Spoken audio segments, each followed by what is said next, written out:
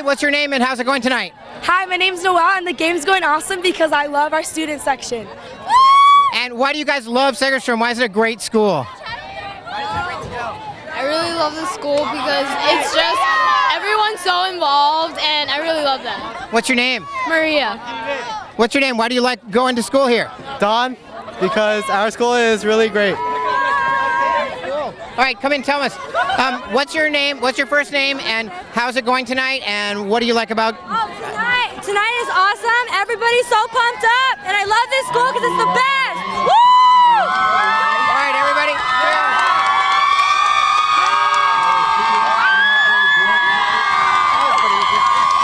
And what's your name? It's Angelina Lopez. And what do you think of the team so far this year? And what do you like about being here at Segerstrom?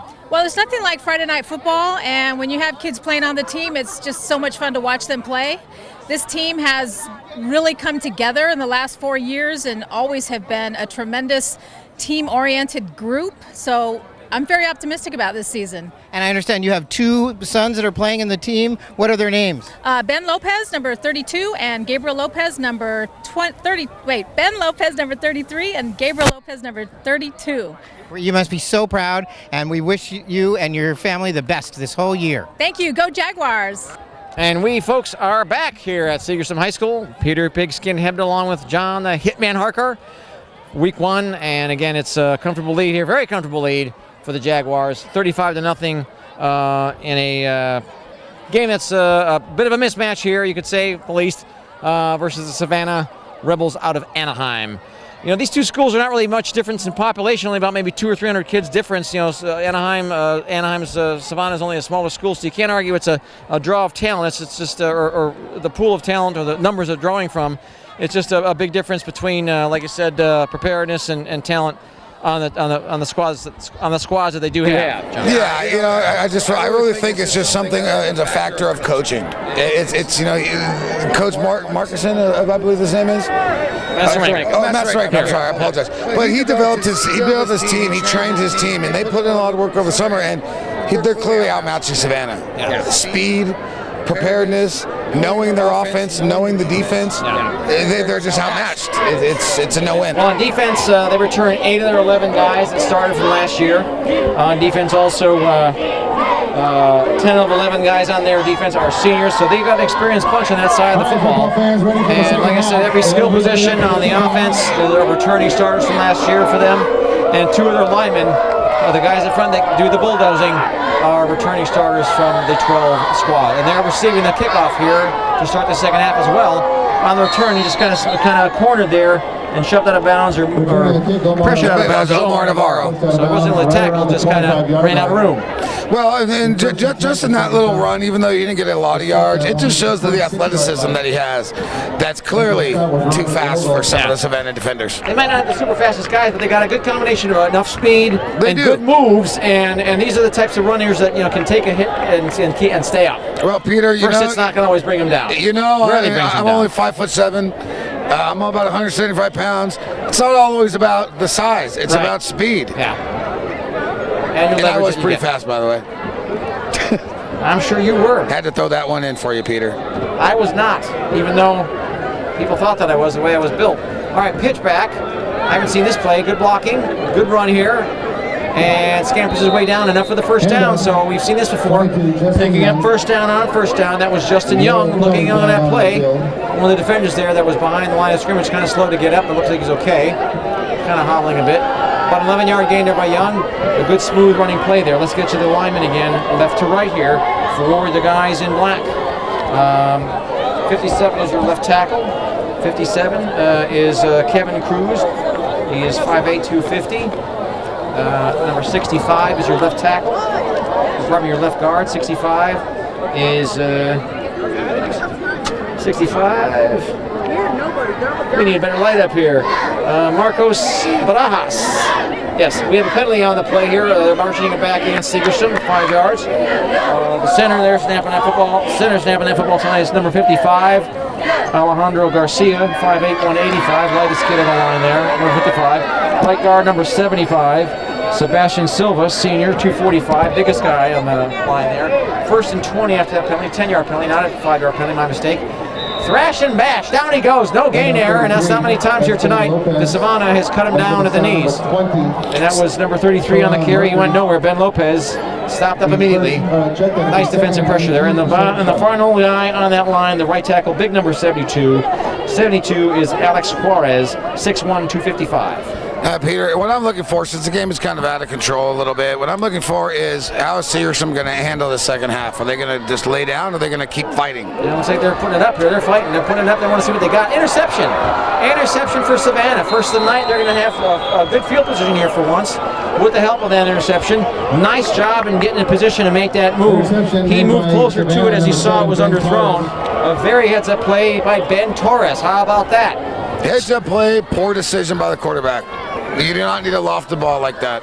Yeah, you know, if I was a head coach of Segerstrom, what I'd be doing is just I'd run the ball as much as I could, run the clock down as quick as I can. Well, that's their game, and maybe they're not going to do it as much because they want to see what they got in the passing game, because they know that they've taken control and they know what they can do with the running game, but who knows? Take chances, work on what you got. Yeah, try a variety of plays because you can, because you're up by 5 touchdowns, and that's what they probably might do. We'll see. First and 10 at the plus 42. I think this might be the first time outside the first drive that Savannah has got it. First down in enemy territory. I think they lost. There was a fumble on the play here. And, oh man, looks like Segerson's got the ball. Wait, hold on. The officials are saying. Looks to be a fumble by Savannah. Yeah, there was a fumble, and I get it. Jaguars did recover. So one play, and that drive is kaput. So they take it right back over. You know, Peter, sometimes a swappage of turnovers. Sometimes when it rains, it pours. Unfortunately, we've all when been things there. go right, things go wrong. Right exactly. After. Kind of like you make a date, you didn't show up. You know, you're all excited. I've never had that happen to me. I've been stood up once or twice in my day. False start against the Jaguars. False start, illegal procedure, false start, all kind of, sort of the same thing. You know, there's been a lot of penalties in this game, but not too many careless penalties. Yeah. I always like seeing. And once again, first game jitters. Yeah. I always like seeing games that have very few to no penalties. That's my kind of game. It runs quicker, smoother, and you know, I just like seeing quality football. As you do too, I'm sure. Exactly. Strong side is right, double wing here. They give to Young here on the run. And Young trying to do damage. High steps it down to about the 47-yard line before he clunks bodies with one of the linebacker defenders there. Good job by on the stop there. See, once again, that's what we saw in the first half. You know, the Savannah defense is not cutting the corners off. Right. They're letting number 22, Young, get around there, and they're chipping off 5, 6, 7 yards a pop, and that's going to kill any defense. Yeah, that's what they're used to. That's what we've seen a steady diet of that over the last 4 or 5 years here at this high school. That's the type of offense they run. That's the type of offense they like. That's how they're designed. All right, second down and 5 yards to go. Again, double wing, one set back. A little bit of motion from left to right, but they run to the more or less the left side, and he kind of have a swinger partner tackle. Down he goes. He gets thrashed. Couldn't see who carried that football. A little tough. Now we have a very late flag, probably somebody mouthing off or some kind of legal, probably some kind of cheap shot or something. Or yeah, might have been a face mask.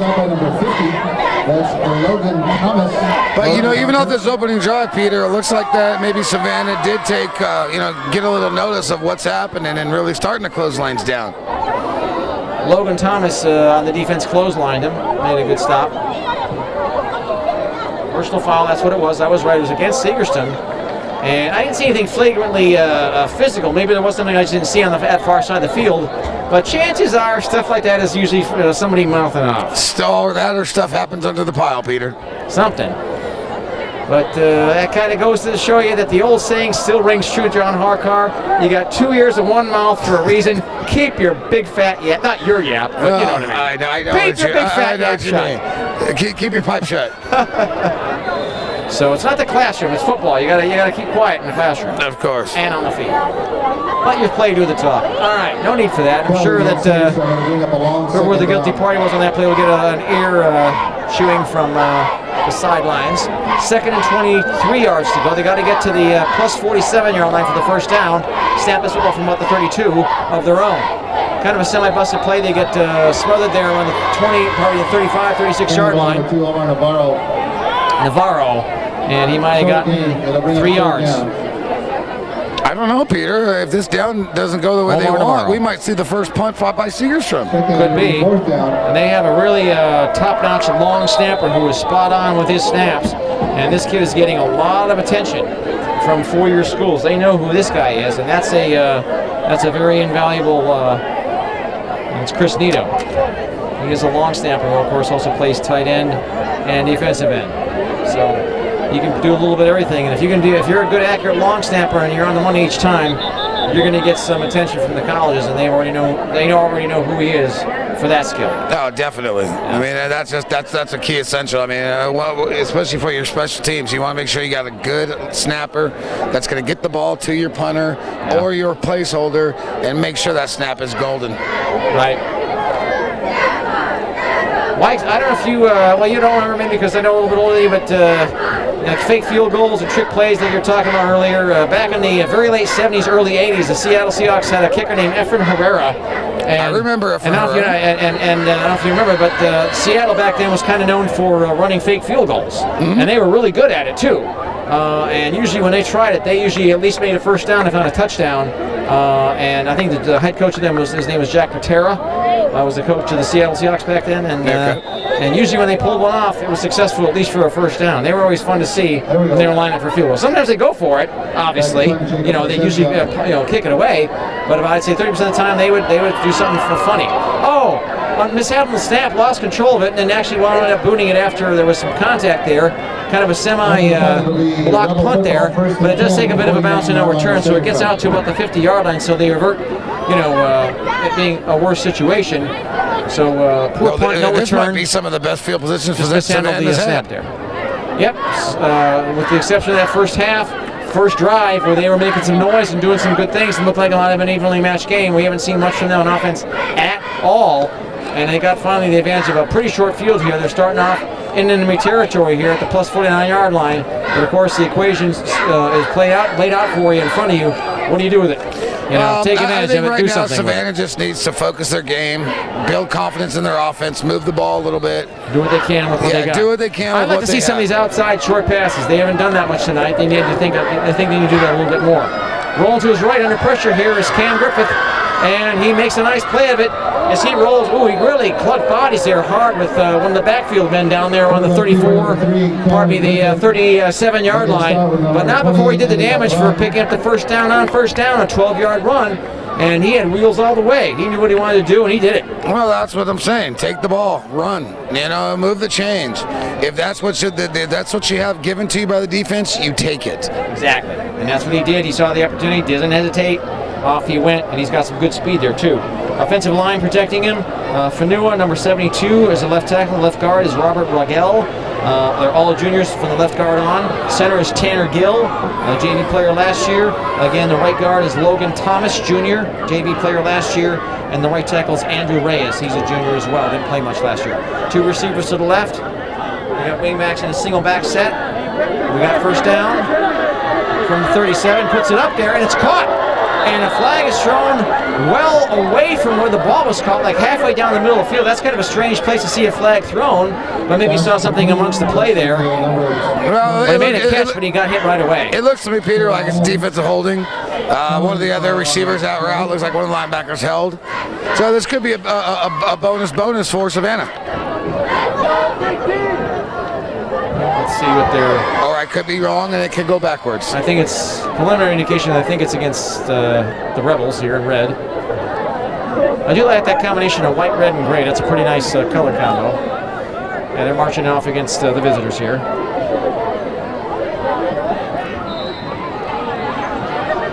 White, red, and gray. That reminds me of Washington State. Back in the day, watching Drew Bledsoe. The Washington State Cougars. And they're coming out with the black, red, and yellow long balloons, or the fan sticks, or whatever the hell you call those things. They're going to give them out. Looks like the natives are getting restless. All the natives are excited for their souvenir long balloons. That's why you hear all the yelling and screaming here. They're coming out to distribute them. been to a lot of high school football games, but I've never seen a riot over balloons. There's always a first for everything, I guess, right? I guess so.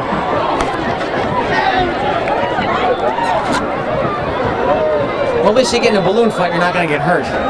That is true. Better swinging balloons than clubs or knives.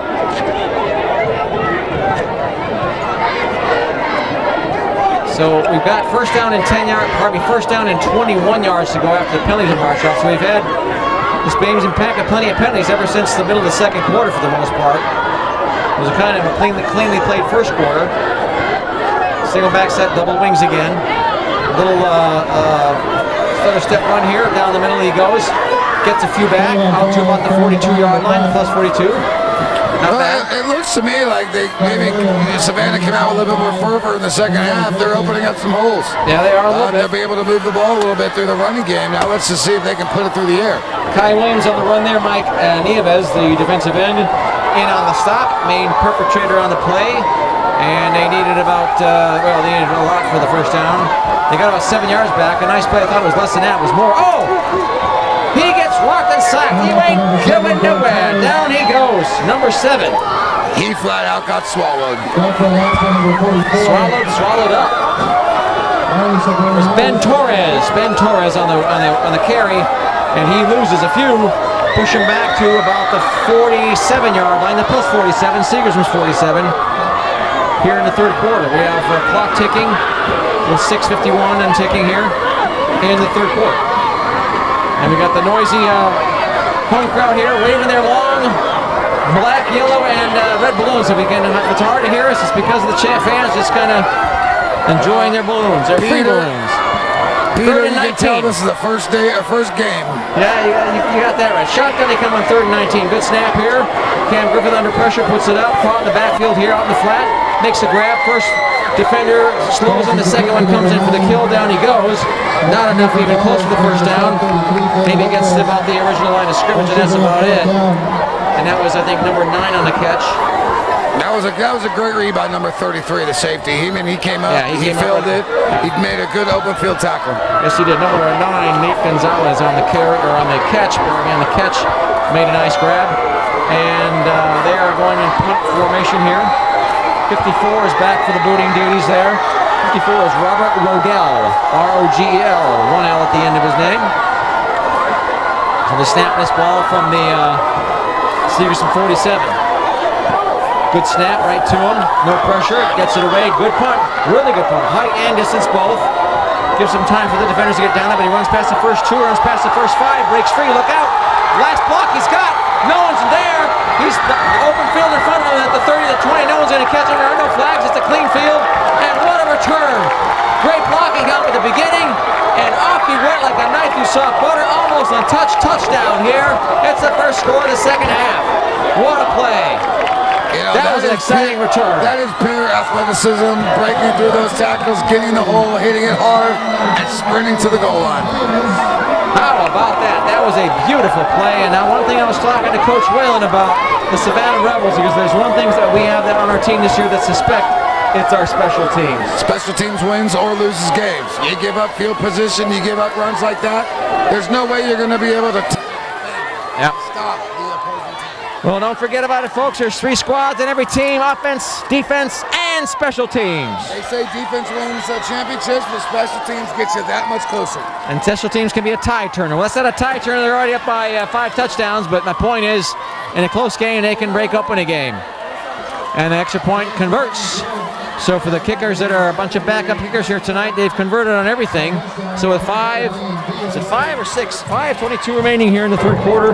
Again, Seagerson's up 42-0. And if I'm Masarenka, I'm going to get to a point where I'm going to maybe call off the dogs a little bit and get my starters rested and get my reserves some playing time. Well, yeah. Maybe by the fourth quarter. Well, especially because it's the first game. I mean, it's just like preseason in the NFL. At this point in the game, you want to evaluate people. You want to find out who your backups are going to be. And I always say you might as well get the backup guys in there and get some playing time because, you never know when you're going to need those guys when you have a player go down. I mean, you hope that doesn't happen, of course. You don't want it to happen, but you never know. It can, and you want to see what they can do. Hey, I remember when Might I as was well playing. play when they can in a game that's safe like this. I remember when I was playing JV, we were blowing people out, and I really begged just to get in the game. Give me some playing time. Let me show you. I mean, and I know a lot of these kids out there are saying the same thing. You know, we're ahead by 6 touchdowns. Let me get some play time. A couple injuries on the Savannah side. Saeed Fula is out. He's regularly running back. He's a junior. He's usually the main featured back in their running back set. So part of the reason why the running game hasn't been working out as much as they would like it to is because their most talented guy out of the offensive backfield is out with a bad knee. And Zach Soto, he plays defensive lineman. He's a starter on the D-line, and he's also the backup center for the Rebels. He is out as well with an ankle injury. So again, they're missing 2 of their starter stars. So 2 of their big mainstay talents. So that is a bit of a factor here for their underperformance. That's a tough start to the season to start off with 2 of your stars out. Yeah, those guys that are doesn't explain why they're letting players. holes in the defense, but still, you know, that is a tough situation to deal with. So good end over and kickoff here. Takes a bit of a bounce, and one of the deep players comes up to scoop it up, looking for some room on that right side, and getting all he can. And did a little bit with it. He did a little bit with it with what he had, and he pushes his Rebels out to the 24-yard line. So not a bad return there. See the 24-yard line. And looked like number 50 is going to stop there on that one for the Jaguars. Jacob Banuelos. Let me ask you, Peter, at this point, if you're Savannah, what do you do? I'm going to try those outside runs. You're deep in a hole. I mean, it's going to be a tough one to get out with only 16 minutes left in the game. Yeah. You know, where do you go? Do you just try new things? Do you try new people? I try a couple pitch outs, and I would try a little. I would try the perimeter passing plays. Perimeter passing. Oh yeah. Short passing, perimeter passing plays. That's what I would do. Throw little dumps in the flat. Throw a little quick outs, quick slants. Something short. Yeah. Just once again, give confidence in your offense to move the ball. I'm still going to Coach Masteranga before the game began here, and he's always friendly and good with the information, and you know he runs a tight ship. He's a good disciplinarian, and he's a coach that knows how to run a good program with makes good use of time and a good time manager. Kind of a conservative guy, but he's kind of sporting some long hair there. I told him, I said, yeah, I'm going to mistake you for a 60s hippie. He goes, oh, not me. Don't worry about me. He says, I'm still the same guy, just look different. Did you give him the address of Supercuts? Maybe his wife likes the long hair. I don't know. But it looks good either way. All right, so we've got 1st and 10. Savannah at their own 24-yard line, and again, they are down by 6 TDs, and they just trying to move the ball for morale's sake here, seeing what they can do against a tough defense. Down the middle they go. They get it more than a few. They're about 7, and kind of a good scamper before some of the defensive linemen knew what was up there for a second. So they had it fooled just for a moment. In the stop column from behind there, among other guys, was Tom Nam. Tom is a defensive lineman, senior, 5'6", 185 pounds, kind of light for a D lineman. So they got, I think, some of the reserves are in. 8 yards gained on that play. Good pickup there. 2nd and 2. They go down the middle. Then they get a couple more. About 3. They need 2 for the first down. They're going to get the first down. So they're moving the sticks here. Not bad. I think at this point, you know, if you're Savannah, what you're wanting to do now is watch the blocking techniques, watch the zone techniques, and critique your players after the game, because we know that this is not, you know, they can play better, critique them, make them get better next week, and that's what happens when you play a better team. Correct. On that run there was Ben Torres. He was the one that picked up the first down. They got split receivers and double wing backs, single back set. Again, this is a team with no tight ends. And I think that left guard crossed over the line of scrimmage before the ball snap. He moved a little too soon. Early. So it's going to be offsides, you could say, or offensive false start, either way.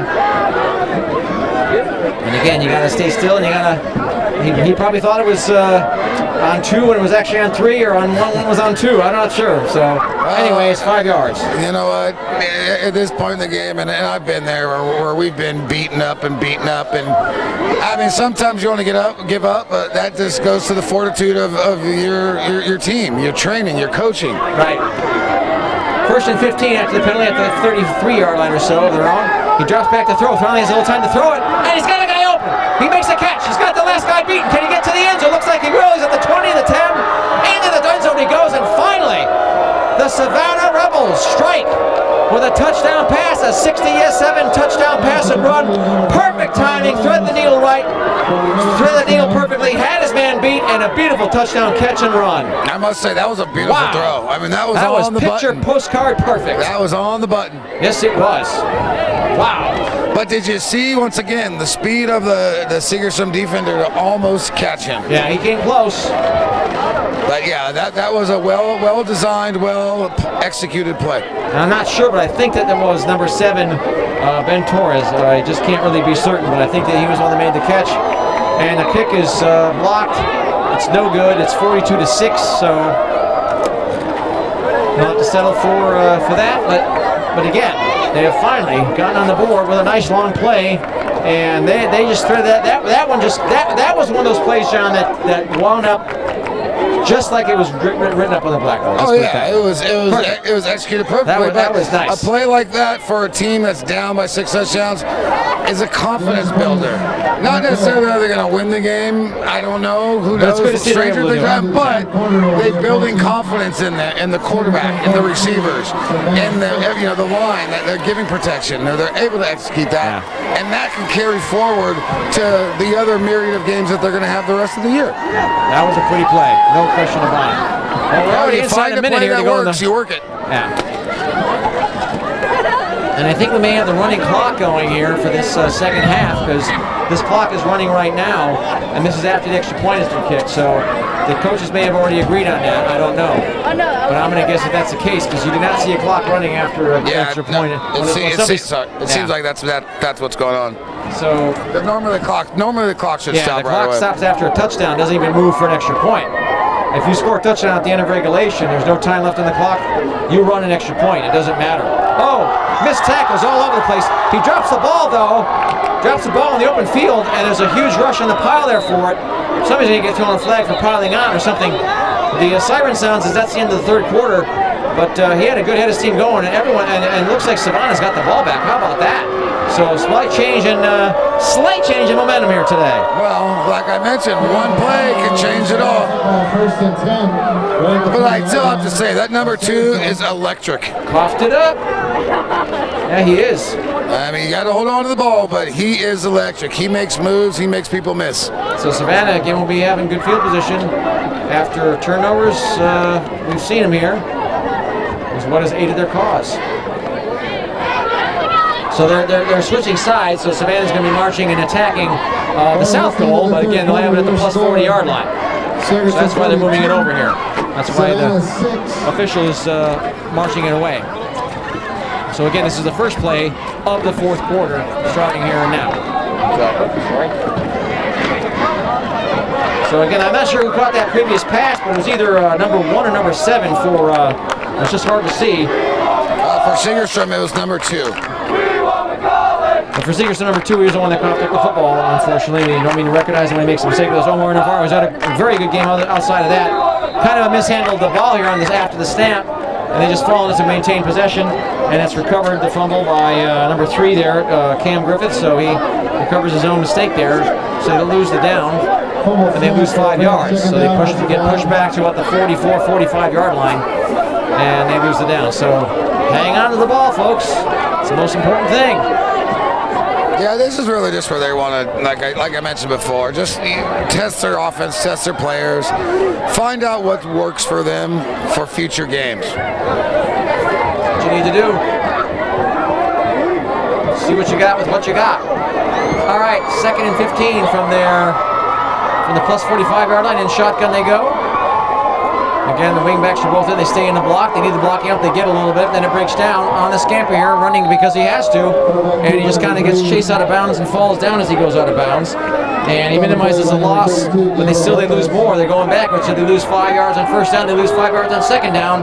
They're going in the wrong direction, John. Well, you know, the speed of the defense is too much for them. Yeah, it is. It's just way too much for them. It's like a turtle in the hare. The hare wins the race, and the hare's winning it right now. Well, Segerson, like I said, they got a good combination of height, strength, and speed. You know, they're not stellar in every department there, but they are high marks across the board on all, and that's what you want for the type of league that they play in. Speed is one factor too, but also, Peter, their offensive line is opening up holes for these speed rushers to get through. And best defensive line I've seen, bar none, in all high school games I've ever seen. I'm serious about that. That is the best I've seen. And I mean, over the last few seasons, they've blown back lines that are bigger and stronger than they are, just because of their good footwork and balance, and their leverage and technique. They're going to the air here on 3rd and long, of course. Oh, it just hits him in the hand. The pass was on target. Got to pull those ones in. He was under pressure there. A lot of guys swarming nearby in black shirts. That's a dangerous right off pass. the hand. Yeah, it was. Not only could it get intercepted, but you're putting your receiver in jeopardy of getting licked. A lot of guys, bad. A lot of black shirts swarming nearby. It was intended there for Majd Abdul Kareem. Abdul Kareem could not haul it in. It's 4th and long, and they may be just going for it. I don't know. I don't think I see a punter on the field. So at this stage of the game, when you're down by that much and you have the ball this far up, when I play defensive back, I looked for a receiver throwing that crossing route like that. That was just gold to me. I bet you did. Shotgun again. Double split receivers here. Single back stays in the block. They're lofting it long here. It puts out a nice pass. He's got a guy open. He makes a catch, and he drags a guy with him and goes into the end zone. It's a touchdown. How about that? Wow. The Rebels are coming back alive here in the second half. Nice catch. All I can say is, wow. Where was this energy earlier in the game? Kai Williams with a great catch, dragged the guy with him, dragged the defensive back, number 11 is Segerstrom, 11, Daniel Gonzalez with 2 Z's. He got beat. There's no two ways about it. And in goes the receiver. Again, the receiver, a great job with timing and making that grab there. Kai Williams shook him, and in he went for the extra 10 or 12 yards, touchdown, and they're trying to kick the extra point right now. Let's see if they can make this one.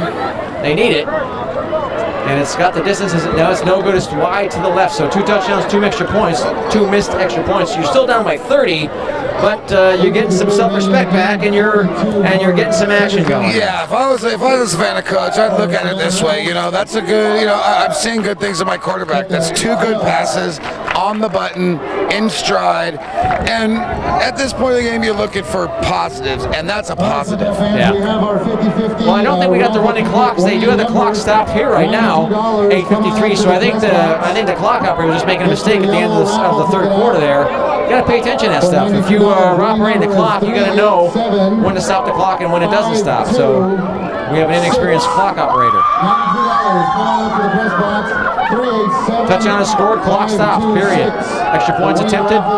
There is no time taken off for an extra point, like I said earlier. All right, so the Rebels defending the north goal here in the fourth quarter, going towards the south, kicking off to the Segerstrom Jaguars here for the second time in 2 drives. Kind of a bullet kickoff taken by the middleman, trying to get some help in front of him, get some blocking help, get some room on the right side. There's a lane there, trying to cut inside and does. Cuts again, kind of swings around, gets slowed down, then finally stopped around the 20-yard line, but not before the damage is done. A return from about the 20 to the 20, a 60-yard return. Gets his guys in sterling field position at the plus 20-yard line. You know, I can't help but feel bad for Savannah. I mean, you do something great, then you get smacked in the face like that. I mean, that's just a difficult thing to do, but once again, these are things that they can reflect on and improve in their next week of practice before their next opponent. Practice is kind of like classwork, and you know the games are kind of like the test. Exactly. You want to correlate it to schoolwork. Yeah, exactly. You know what I mean. You know, coaching at the end of the day, a good coach is a good teacher. But you know that you've been under coaches for many years. Always. So I think they're keeping in some of the starters here. I think it's a mix of starters and backups here on the offense for the Jaguars.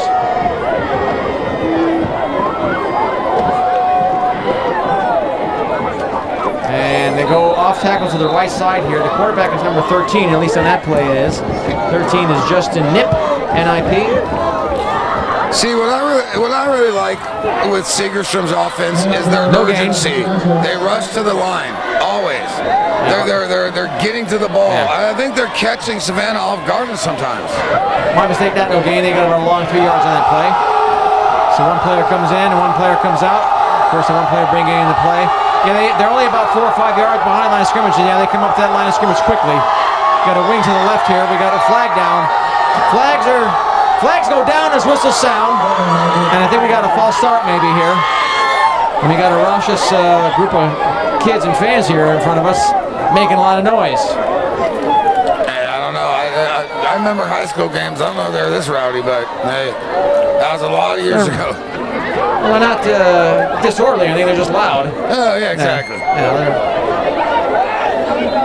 So the penalty is marched back off, and they push him back to 2 yards behind the original sticks here. So it's 2nd and 12 for the 22 for the boys in black. Kind of bobbles the ball here, but maintains possession and goes down. Just gets smothered there by 2 or 3 tacklers. Did all they can to really hang on to that football. So yeah, a lot of reserves are in here for the Segerstrom Jaguars. Yeah, I think at this point they're just trying to run down the clock. Yeah. Get it over with. So 6:30 and ticking here in the game. Again, 42-12. The Segerstrom Jaguars still in a comfortable lead, even despite what's happened recently. And we got a few players in there that are now usually on the field. On the field now, we got number 40 in there.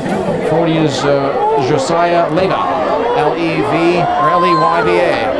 On the scamper here, and again, they get swung around. A flag goes down as he goes down on the carry there. Let's see here, that was number 15 or 17. Let's see. Yeah, that looks 15. like it's a hold. I think it was. It was even 11 or 15 on the carry there. I think it was Daniel Gonzalez, number 11.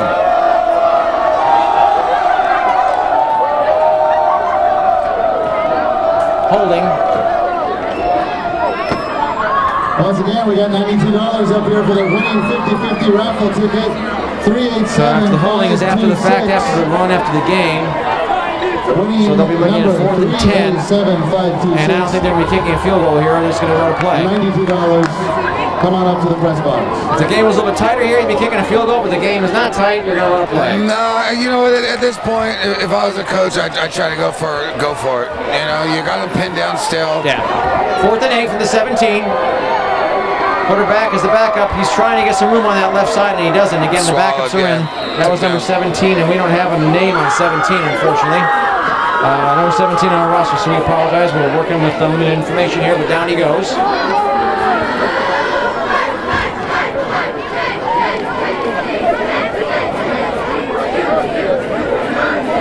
Well, let's see if we see a little bit more electricity from Savannah in this next four and a half minutes.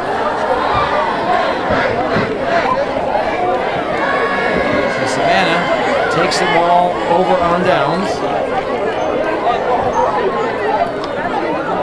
And again, their starters remain on the field, of course, and the Jaguars. The Jaguars on the. I think at this point, you take shots down the field. Yeah. What do you have to lose? Yeah. Why not? We got 4 minutes and 14 seconds remaining. There's not much left here. Shotgun formation. 2 receivers and 2 wingbacks are going airborne. Nice pass here. He's got a guy open. Look out! It's caught, and the defender kind of oversteps him, and the receiver makes some yardage after the grab. And it takes 2 guys to sandwich him.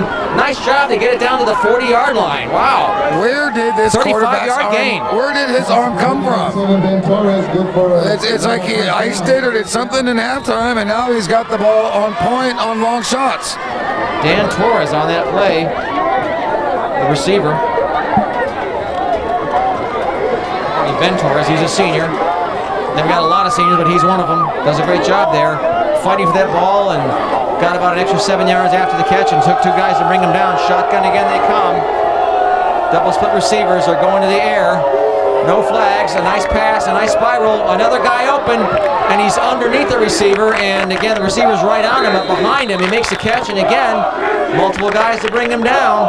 Nice grab, but again, we got a number of reserves. That's why you're seeing plays being run here and yards being gotten, for the most part, here by the visiting Savannah Rebels. That was Kai Williams, number 5 on that grab. He was hit and knocked down there by a couple guys, including number 32. That quarterback got some confidence. Yeah, it does. Hey, you know, it's good to see that, though. It's good to see that, though, because another 25 yards. Even though they're down by a lot, they're not giving up. And that's just that is one sense of good coaching, that they don't just give up. 25-yard gain on that one. 1st and 10. Griffith puts it up, and he's got a guy open, but he just couldn't quite get it to him. He had time to get it to him, but the pass just took a little bit long to get there. It was slightly overthrown, incomplete. Looks like we got a man down.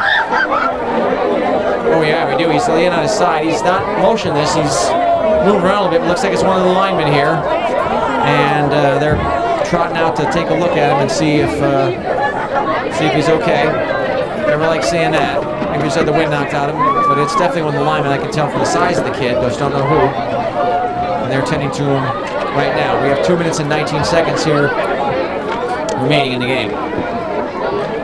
So the Savannah Rebels come into life here in the second half, and again, with some, or if not all, the reserves there on the defensive side. But that's why they've been able to pull off some passes and make some. Again, where was this passing offense in the first half? Well, again, they were up against most of the starters there, all starters in the first half. They just had the protection to do it, but they had a little bit more protection here later in the game. Well, I mean, that could be true. You know, if they're putting in a lot of their backups, they're putting in backup defensive linemen. They're not getting the push like they did in the first half. So it's giving more time for the quarterback to throw. And if they got backup DBs, it's giving those starting receivers a way to get ahead of them or get a step on them to be able to throw that deep ball. But I like that Griffith kid, that quarterback. I mean, he's nimble-footed. He throws a nice, when he gets the time to throw it, he throws a nice, he's not a big kid for a quarterback, but he can move. He's not afraid to run when he sees the green light. He doesn't hesitate at all. He knows he's got the wheels, and he throws a pretty spiral, clean pass when he has the time to do it. I like it. I do. That's the question, when he has time to do it. And he didn't have that the whole first half. Right. He's finally getting it now, once again, because of backups. But he sees what he can do when he has some protection there. He does have a good arm. He is accurate. He throws a nice spiral. He can put the ball where it needs to be. And, you know, once again, these are good things. Even though they're losing, these are good things to build on. Right. Again, the Catella, probably the Savannah Rebels. They are in the same league as Catella High School, the Orange League. And the players being locked off here. I think it's number 76, 75. I think it's 75 there, and that is, hang on. Let's see. 75 is Andrew Reyes. Is the one that's being tended to and coming out the field. He'll probably be done for the night, so they bring him back up to take his place. So we're looking at 2nd down and 10 yards to go from the 15, so they get the first down. Yet still. Again, shotgun, wingbacks and receivers. Low snap, and he handles it. And the running back just gets thrashed back. The blocking broke down.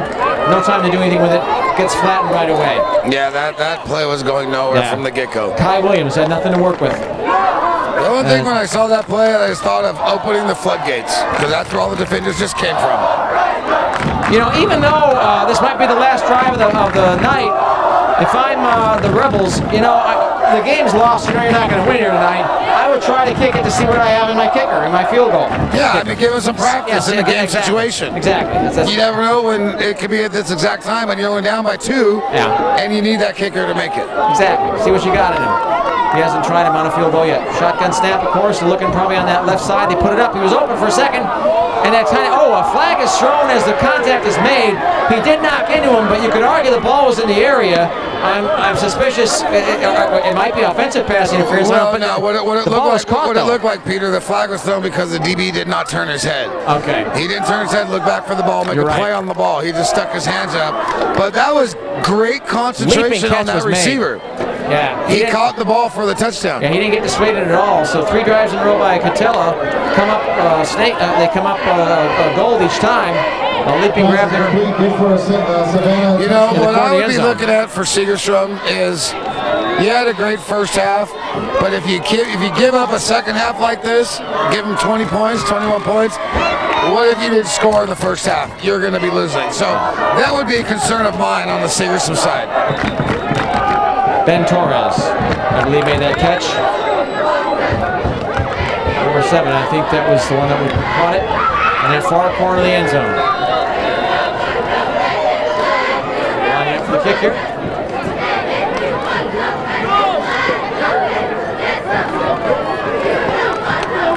Oh, high snap. High snap. The kicker actually has it, and he's trying to pull forward for a 2-point conversion, but he gets stopped there and no go. So just a high snap. It was just kind of doomed from the start. No good. So 3 touchdowns, 3 botched extra points, but again, at least they got some points on the board, and they were able to walk away with this game with some semblance of confidence and some accomplishment. That's exactly it. It's confidence. It's understanding that you do have the ability, but you also figure out what you need to fix, and that's where this week is going to be before their next game, is fixing those holes, fixing those issues. If I'm the Segersman Jaguars and I'm the coaching staff and I'm Coach Masarenka, like I mentioned a little bit earlier in the first half, I would just look to maybe schedule. Nothing against the Rebels, the Savannah Rebels. Just maybe some tighter, some tougher competition in the seasons to come. See what you got. Again, because like I said, when you get to your league play by that time, if you've gone up against different competition, even if you got a record of like 2 wins and 3 losses, or 3 and 2 or whatever, you might be a better team than some schools out there that haven't lost a game, because they might have been under competition that's just not that stiff and tough. And there's an art to making that schedule.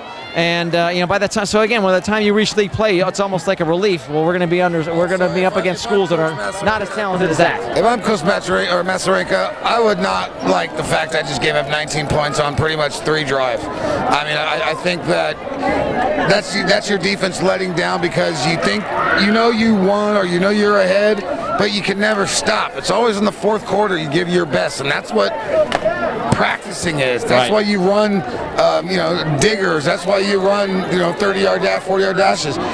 You keep fighting till the end. You never give up, whether you're up by 20 or you're up by 2. Right. That's true. Keep on plugging away. All right, they kick it off.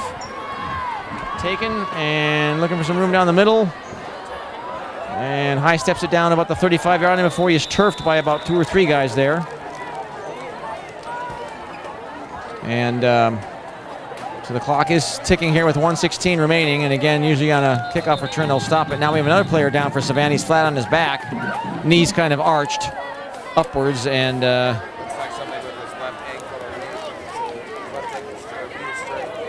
he's got some motion in his limbs there. He's moving around a little bit. Yeah, something up with the leg there, knee or ankle or whatever, like you said, it probably is. And again, staff for Savannah in red coming out to take a look to see how serious it is. Yeah, this is a tough part, especially at the end of games, when the game is not necessarily lost or won, but you got an injury that happens with a minute left. Right. I mean, that could potentially ruin someone's season, someone's potential career, and it's a tough thing. At this point, I think what Segerstrom needs to do is just take a couple knees in the game. Don't get any of their players hurt. Savannah won't get any other players hurt. The game's out of reach anyways, and we know that. Well, you're the coaching staff for Savannah. You put the tape in, or the DVD or whatever they have these days that they look at. All schools record their games and break down the things. And usually most coaches will, I think just about every coach in the Southland has Saturday morning practice where they bring the kids to watch the film, do some stretching, do some swimming, get some of the kinks out, get some of the soreness, sit in the whirlpool, whatever. Try to get some of the soreness to fade away. That's the training room every Saturday. Right. So you know the drill. What they usually is planned for on a Saturday. It's very rare that coaches not do that. Usually on Sundays, the coaches are working too, breaking down film or again DVD, video, or whatever you want to call it today, this day and age. It's usually a working day for them, even though the team is usually given a break. And but if you're the Savannah coaching staff, you can take something from this. But you see, you see what you got to work on after a game like this, but you know what you got to work on at least. Yeah, you like I said, you find the holes. You find what needs to be fixed. You know, you're not getting penetration on the offense. You're opening up too much holes for their running backs. And you know what you got to address with that, especially the middle and interior of the line, the guards in the center. They just really been getting beat all day. And again, they're just up against a tougher competition. But you know that those guys have got to get better to be able to give their guy time throwing corners. I mean, you're getting shut off on the corner. You're not covering the outsides. Right. Now, do you switch to maybe a cover 2 cloud type of defense, to where you have your corners sitting on the flats to be able to force a run and then bring your safeties up, or do you go to a 3-4 where you have more back, more line? There's a lot of things that they need to figure out, and that's what they're going to do after the tape. But first games are meant to get kinks like that out. Wing set to the right, and they're running to the right here, dashing forward for a few to get it out to about the 45-yard line, smothered by a couple of tacklers there, mostly defensive backfield guys, one or two one of the linebackers in there as well. Again, the carrier of the football is number 17, who's the backup quarterback. And again, we do not have his name, so I apologize. We can't give you his name. We don't have it. But that will be the last play of the game. They're trotting off because this game is over. This one's in the books, and this one is a big home opener and season opener victory here for the Segerstrom Jaguars. You can see on the scoreboard there, 42-18 in a game that really, outside of the first drive of the game there, John, where Savannah took it and was slowly but surely moving the ball down and mixing up the pass with the run very well, and then boom, they had the interception that ended that first drive. And then, you know, they got the ball called back. Segerstrom had a penalty. And they just took it over on a drive, and they got the touchdown the old-fashioned way. Other than that first drive, it was a game that, for the most part, wasn't really in any doubt. And Segerstrom, you could argue that they weren't challenged all that well tonight. But again, they come away with a victory, and that's the important thing. But you want to be able to challenge your guys in these pre-league games. That's what they're for. I agree with you. On that first drive was kind of where they maybe show a little momentum, but after that, the speed, the blockings, the schemes of what Segerstrom had was just too much, and they got deflated. Now they came in the second half, and I applaud them for giving that extra push, for putting up 18 points in a few drives. Right. But you know, unfortunately, it's a little bit too late. So what I think the Savannah coaches need to do is just really analyze their defensive scheme to cover more outsides, to cover more flats, to cover that speed that runs away from them. And that's what killed them, is the speed, in my opinion. So it was a lopsided, but the Segerstrom Jaguars are happy to come away with a big victory tonight. 42-18, the game is over. And they, of course, moved to 1 win and 0 losses on the roster. They'll get prepped for the next week's game, which I believe is a home game as well. Hopefully we'll be out here for it. We'll see what we can do. Well, we want to thank everybody for joining us here on SAUSD, Channel 31 TV, the school district's channel. It's been a lot of fun here showing you this game, bringing this game. And we'll be here, hopefully, for a lot more games, not just Segerstrom, but the other high schools throughout Santa Ana here as the season progresses. Thanks for joining us, everybody. My name is Peter Pigskin-Hebda, along with John Harkar. Thanks for joining us. Thank you. All right, I'm going to do an interview with the coach downstairs. Or on the field. I'm taking off. Okay. So I gotta go make sure my bike is still in. You good to go? Yeah, I'm fine. It won't take 10 minutes to get here. This is the first of many games, my friend. Hey, dude, I want a copy of this shit. You're going to get a copy. I want a copy. You're going to get a copy. We're going to bring it into work. Yeah, I know. Because I was telling myself, oh, okay, what can I watch this? We're going to bring in a copy. Oh, okay, great. Great, man. Thank you. This is going to be How does that sound? Does that sound pretty good? This guy knows his stuff, huh? I football 17 years, so I'm pretty good. All right, we're going to do it.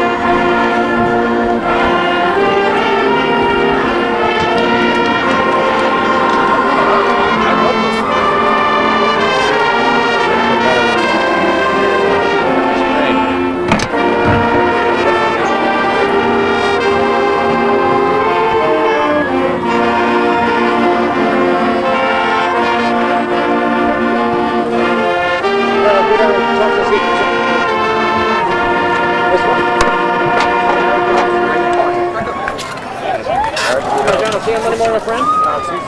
Tuesday morning, that's right. Don't forget your hot dog. Coach, very impressive win here. First game of the season, home opener, everything. I got to hand it to your offensive line. Year in, year out, they're always dominant. I'm going to do an interview on the field. Just walk down. We saw tonight. Yeah, you know, they played hard. We started strong. We started slow, we're strong there in the middle, and then we got slowed down again. So, you know, we got to be more consistent, but overall we're pretty proud of their effort. And you mentioned your quarterback. He played last year on the varsity, but didn't play quarterback. You're saying you're kind of expecting things, a lot of good things from him. One of the more athletic guys you've had at QB in a while. He seems to me he's got a little bit of everything there. He didn't throw a lot tonight, but you know he's got a good combination of smarts, height, speed, a little bit of everything. Yeah, he's really athletic. You know, throwing the ball, running the ball. You know, he really runs our offense really well. So we're excited about what he can do in the future. Yeah, he looks sharp out there, and I got to say, you know. I don't. That first half, especially with the exception maybe the first drive, you know, your defenders, they didn't give that quarterback much time tonight. I mean, I think that's going to be a big thing for you guys as this season progresses. You know, putting a lot of pressure on the opposition's quarterback. That's why I saw you guys. I'd give you a 10 on that tonight on a scale of 1 to 10. Yeah, it was the effort. It was a great effort. You know, they all just, you know, that was the goal. Get out there, get a great effort, and they gave it to us. So we're excited about that. Golden West League better be ready because these guys return 10. You said what? 10 starters on the defense, 8 seniors on the defense, and all the talent positions, all the skill positions on the offense are all returning starters. So this is an experienced team. I know this school is still young. You've only been here since 05 in existence, but would you say, at least at the beginning of the season, this is one of the most well-balanced teams you've had? We are pretty balanced. Yeah, you know, we can get better, but yeah, we're on the right track. We'll see where the future holds. Like the long hair. Keep it. Thanks again. All right.